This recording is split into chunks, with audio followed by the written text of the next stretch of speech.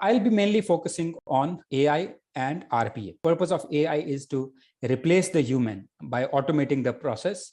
It will be an unattended automation. And RPA is used to work in conjunction with the human, also called the attended automation. So artificial intelligence relates to the computer engineering. Purpose is to create machines or systems that behave or act like human, to replace human for various functions. We have seen that decision support system was provided by ERP backed data and through our different business intelligence systems. We were lacking decision making. AI can work to make the decisions similar to a human being with the reasoning and with the advices also. The reasoning for approving or rejecting whatever it has done. For example, we have seen that the loan applications in the bank, AI can make the decision to reject or approve the application, and at the same time, it can give the reasoning also. Then the AI can be a communicator. It can communicate with your customers, and AI can also respond to the queries which customers are asking. And it will exactly mimic like a human, and people will feel that they are talking to a real human. AI can do the predictions on real time, and it can let you know that what is going to happen. Like, for example, in a bank, through big data and AI technologies, it can tell you that a credit card fraud is going to happen before it happens, or predictive maintenance of machines. Organizations really need to think about these AI projects as a digital transformation projects, where businesses need to build AI platform by themselves, or they need to take the benefit from the cloud. CTOs are excited to utilize AI platform, but what about their existing platform, which is on-premises? On-premises infrastructure is fair enough to support the AI, or they need to move the infrastructure to the cloud. And when we talk about the RPA, robotics process automation, as I mentioned earlier, that RPA uses the structured input to perform the task in conjunction with the human being. And RPA is not about losing the jobs. RPA is a form of business process automation that allows anyone to define the set of instructions. RPA is in fact a bot which mimics the human-computer interaction. RPA is in fact helping the human to do their jobs in a better way, to accelerate their job. For example, if I have to enter 1,000 entries in a day, in fact, it will not be possible to enter 1,000 entries in a day, but we can script RPA in such a way to enter one entry, and after that, in fraction of a second, it does all other entries. So as we can see that COVID-19 turned the world upside down, and it has also helped us to accelerate all these technologies. Be it chatbots in the banking, where we feel that we are talking to a real person or we are chatting to a real person, but in fact, it is not a real person. It is a chatbot or a bot or an AI. And if we talk about Facebook and Google, they have also implemented the AI because people were not able to work from office, and most of the technologies, full access to the technologies was not available to the people who were working from home. So AI is implemented there, and based on that, if inappropriate posts are there, AI makes the decision to remove those posts. AI in call center, as I have shown in the banks, but it's not only bank. Any call center amplifies the customer voice. You feel that you are talking to a real human being, but AI is in fact on the other side of your call. So we have to think various technologies together, be it a big data, IIoT, sensors and platforms, VR, AR, robotics, and all these things. So when I'm talking about AI, so of course, AI is definitely supported by the data, and that data is big data, and big data with the ML, even the deep learning, AI cannot definitely work in isolation. Let me show you how to get started. Specifically, RPA and AI, the first step will be to definitely learn what is RPA and what is not RPA. You are receiving an inquiry from the customer, and you are submitting a quote to the customer. And this happens every day. You are receiving the email, and then you are preparing the quote and sending to the customer.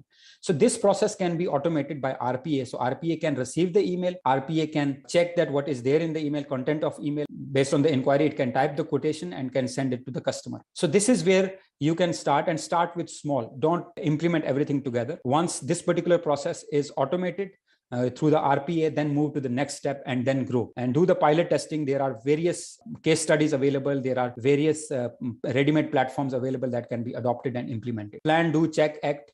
All the times we develop the technology, we implement it, and we test it, and then we improve it. When we talk about the RPA platforms, of course, people are really confused that what type of RPA platforms can be used.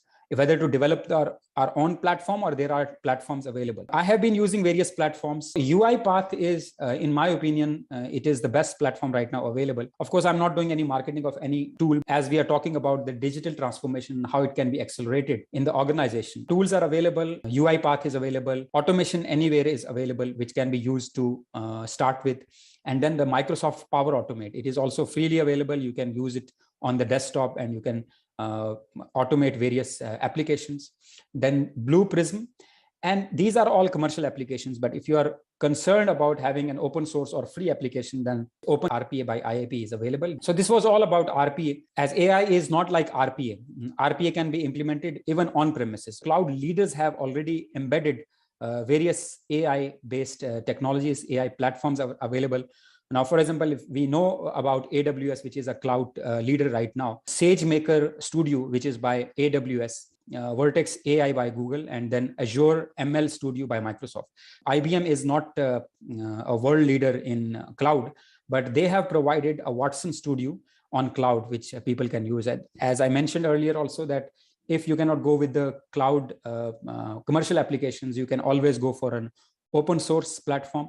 So right now, an open source platform is H2O AI, H2O.ai, which is an open source platform that organizations can adopt to implement the AI. These all projects are considered as our data science projects. And it has seen, previously we saw when the ERP was a buzzword and ERP projects were implemented, we saw that 70% of ERPs failed.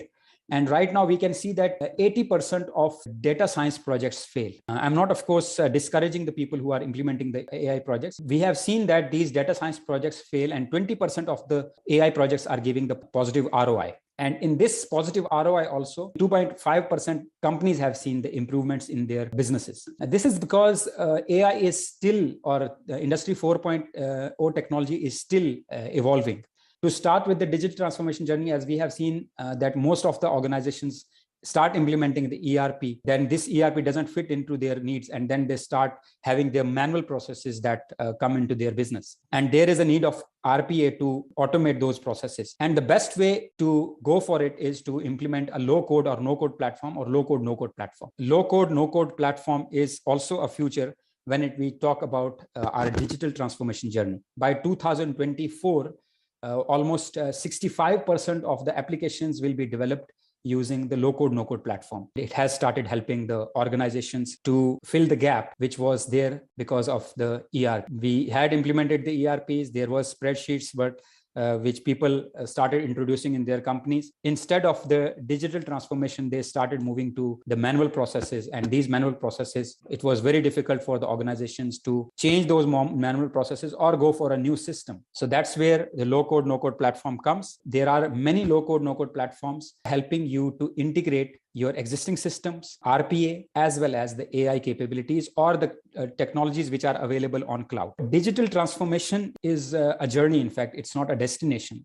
Of course, there is a lot to discuss, a lot to share, especially when it comes to the return on investment, which is a big subject, of course, which really needs time to think.